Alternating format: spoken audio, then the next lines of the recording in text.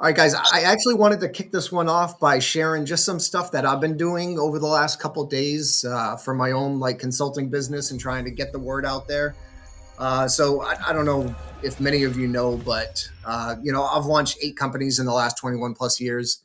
And back in December to January, I sold one of my businesses, and I wanted to focus more on my consulting business and start to grow that. So I just decided last month that I'm going to start documenting everything, like on YouTube. I just started a YouTube channel. I have like no followers there right now for the most part, but I'm going to start documenting my journey to get from zero up to 6 figures, and maybe even 7 figures would be like a stretch goal for me for just like a one-man operation. And one of the things I'm doing right now is just trying to take content, to be able to take even stuff like this. So like I record these things, guys, but what I'm doing is I'm taking longer form content like this, breaking up into short form content and blasting it out there on Instagram, on YouTube Shorts, and on other things. And I'm starting to try to understand, like, how do I get in front of my ideal customer more? Because I do want to start driving more small business traffic to the school platform here so they can, utilize this. So I'm still tweaking, obviously, the platform itself. I want to see, what's working for people, what's not working for people, where else can I give assistance to where the platform itself is more valuable to you guys, right? That's my ultimate goal. So I came across a few things here, and I just wanted I'm just going to share my screen. I put everything out there for you guys that watch me do like my how to build business credit. It was literally my own company and my own personal credit scores I use there as the example. And I screenshot everything, like my journey over 4 months going from zero credit to excellent credit. So I'm happy to do the same thing as I grow my social media following and how I do it and what softwares I use. I'm totally transparent.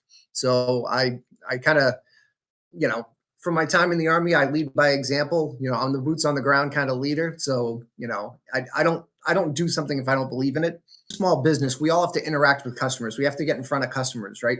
And it's important to not only focus on your own services, it's actually more important to focus on your customers and what your customers' needs are. And I know we talk about pain points and all that stuff and understanding their language, but I just want to show you like how important it is to change the focus from being on you to being on them. And if you haven't read the book, this is probably the third or fourth time that I've read it right now, but like How to Win Friends and Influence People, it's an old school book and it's outdated. Like the terminology is kind of outdated, but it still holds true today. Get the other people talking about them. And it doesn't even matter what you do at that point. As long as they feel comfortable talking about them, they're more apt to trust you and use your services. So in this one little video I put here, I put it out there. It was out there for a couple of days. It had minimal hits, kind of like some of my smaller ones where they probably only get like 80 to 100 or so hits. And here's the title. It says, "Can you buy a franchise business under 200K?" Right? And a little description here. Nothing special. But the interesting part is when you look at the analytics, you see I was really flat here, like right around 70 views, 80 views here the first couple of days, really, really nothing, right? And then I changed one word in my title. I changed it from, I first had it, "Can I buy a franchise business under 200K?" And I got just very mediocre results, right? As soon as I changed the word "I" to "you," this is what happened, this hockey stick. And over the last day, it's like quadrupled, almost 5x'd in views. So it just shows like how much, if you change the messaging to relate to your customer, how much of an impact it can have. Now, granted, this channel, like my YouTube channel, again, I have like 4 freaking followers, right? But I'm getting views and hits of hundreds or even thousands in some cases of some of these videos. Like one of these here, see, Jordan, you're on a couple of these. And if you want, Jordan, too, like I could tag you in some of the stuff if you want to use it for any of your social stuff, if you want, whatever. That's one place I've been slacking is I haven't done socials yet. But I want to show you one in particular, this one here. And this really gets around, like, instead of just using generic words like "we help," and really weak words, to use more dynamic verbs.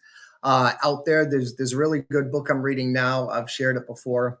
Um, but I'll do a wrap up on it later. But if you use more dynamic words like in this one, the shocking truth, like almost think of like those tabloid headline type things, right? The shocking truth behind business betrayal. And this was a real world example. This was a business partner of mine and something that happened to him. In just a 30-second short, this one got like 1,800 views in it. And really, it was just about the title and grabbing him with the title and then just telling him the story about what happened. And this one just blew up because again, I just used kind of a little bit more descriptive, something that would actually get someone to say, "Huh, let me take a look at that," right? That little clickbait, that little hook just to get them in there, right?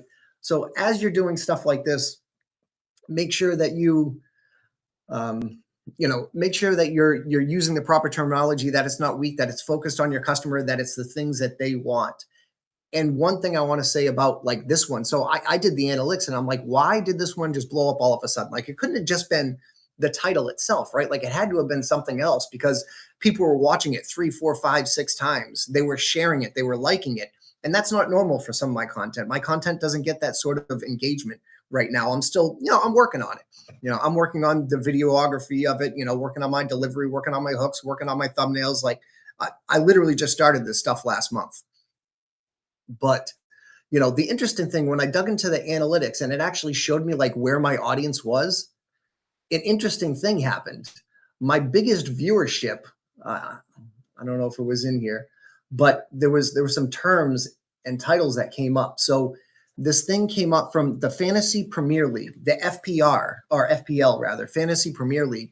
It's like England's version of like our fantasy football like draft. So it's like people just going on there saying their picks and whatever the case. And then it made me think like I think I'm missing I think I'm missing a customer segment of mine, right? Because about 4 to 6% of just people out there are small business owners, just in the population, right? So in any sub demographic that you have, you're probably going to have about that same 4 to 6% population that would be a small business owner. Now, all these guys, they're all gamblers. They all bet on these sports, like fantasy type things. And then it made me think, I'm like, wow, if I could get in front of that audience, this is the type of people where they think a little bit differently. They're a little bit more risk adverse, maybe not averse, but they're more willing to take risk, put their money up against something to potentially make more, right? So that they're more willing to part with their money easier than other people. They think a little bit differently. They understand, hey, maybe I'm willing to spend a little bit more or take a risk to get a bigger return.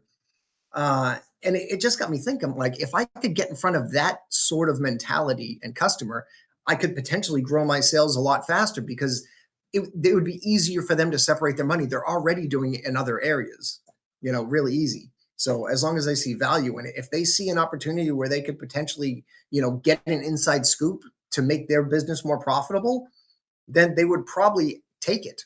So that's something that I'm just thinking about. So how I'm thinking to myself, like, how do I get in front of these people, right? Like how do I position my business consulting company in front of that type of personality that's a small business owner? So now I'm coming up with ideas on how to do that and how I can actually put my content in front of them and test it out to see if that's a demographic. Because obviously, based on the results when I dug into all this stuff, and again, I keep pointing over to my second screen here, but what you're looking at there on the screen, this is something that I think that, if I could get in front of that market, I think I would have a much higher return rate on my money if I could get in front of them instead of, closing 3 or 4 or 5%. I think I could probably close closer to like 8, 9, 10, 12% of those customers if I could get in front of them, just based on, their buying habits.